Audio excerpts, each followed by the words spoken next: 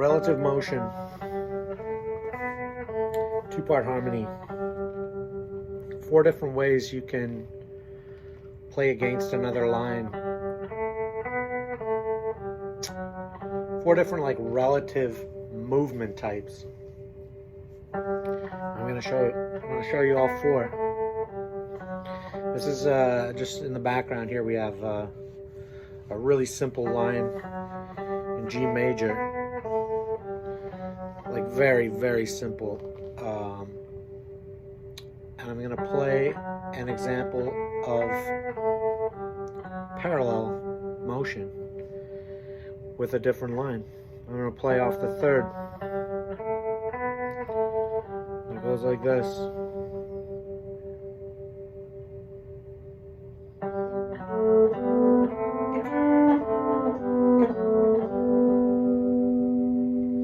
Very simple.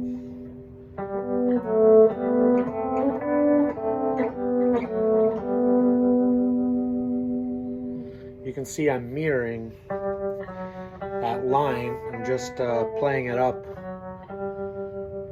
a major 3rd, but it's totally parallel, step for step. The distances I'm moving are equal to the distances on this very simple line that go.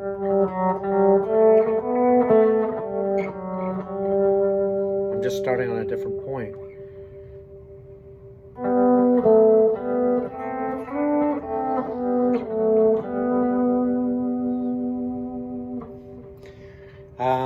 So that's parallel motion, pretty straightforward. You don't have to start on the 3rd, you don't have to start on the 5th, you don't have to start on, start anywhere as long as they're parallel. They could be absolutely and totally out of, they could be outside of the key even. I'll show a quick example of that. I'm going to play above this, or bass notes.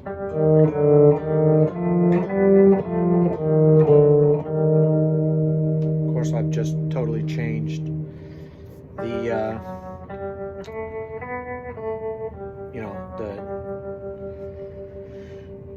the function of those chords by changing the bass notes, but I don't want to go further into that.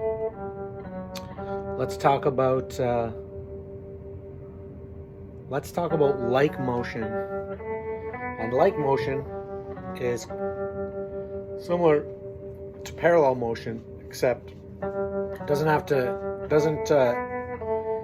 doesn't mirror the step distance. It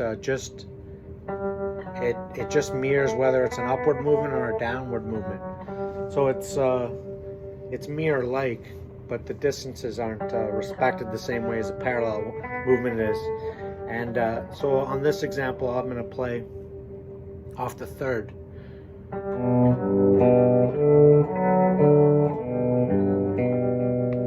Basically just play the arpeggio of G major starting off the 3rd. But you can see it follows the same profile, the contour.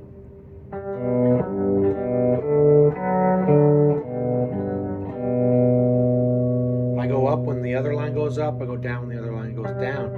But I don't respect the distances. These are what we call like skip steps. You're skipping a note. So there's that. There's another motion called an oblique motion. And basically what that is as one line rises and falls, the next line stays constant.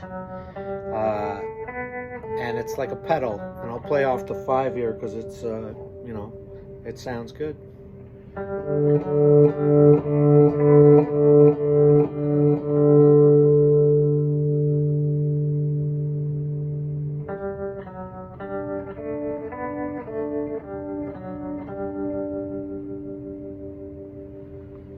So it gives it like it's interesting. I really like that one. It's very powerful.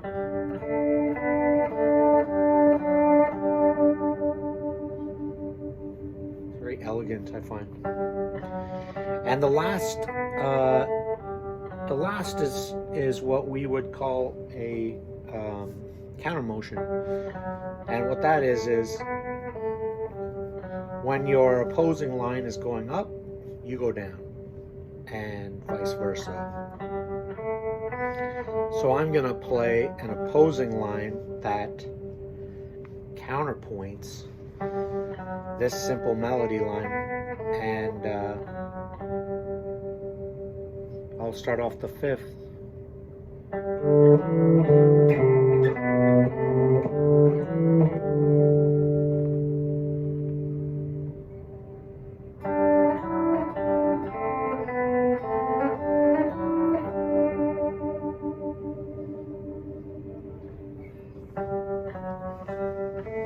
So those are the four kinds of relative motion, two-part harmony, and it's good to know them if you're writing vocal harmonies, or trying to come up with interesting interactions between the two-part harmonies of any kind, whether it be like bass and guitar.